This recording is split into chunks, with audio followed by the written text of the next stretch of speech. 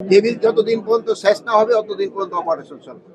গাজীপুরে যারা এই ঘটনা ঘটাইছে তাদের অনেকেই আমাদের আইনের আওতায় নিয়ে আসা হয়েছে, অনেকে আইনের আওতায় নিয়ে আসা হয়েছে এবং যাদের আইনের আওতায় নেওয়া আনা হয়নি তাদেরও খুব তাড়াতাড়ি আইনের আওতায় নিয়ে আসা হবে এবং তাদের যেন সর্বোচ্চ শাস্তি হয় এই ব্যবস্থা করা।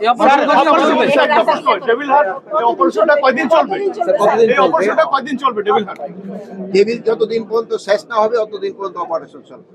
যারা সায়েন্টিস্ট আছে তাদের প্রতিও আপনাদের একটু কৃতজ্ঞ থাকা দরকার। তারাই কিন্তু জমি কিন্তু কমতেছে, জনসংখ্যা কিন্তু বাড়তেছে, তারপরেও কিন্তু তারা কিন্তু আপনাদের খাওয়াই রাখতেছে।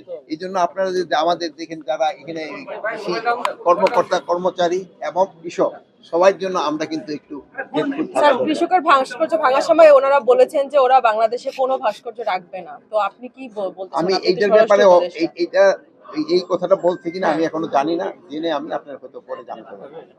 মাননীয় উপদেষ্টা, কালকে থেকে সারা দেশে একটি অপারেশন শুরু হয়েছে, অপারেশন ডেভিল হান্ট। মূলত এই অপারেশনে টার্গেট কারা?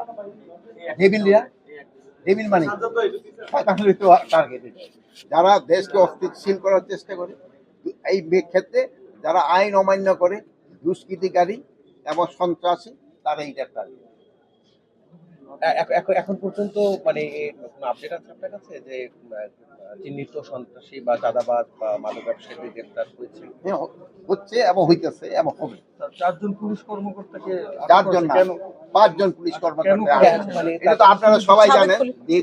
ওটা আপনাদের মিডিয়ায় কিন্তু চলে আসছে, এটা কেন তাদের আটক করা হয়েছে। আমার তো জিজ্ঞেস সকালে পেপারে হয়তো পড়ে আসছে, ওইটার মধ্যে লেখা আছে।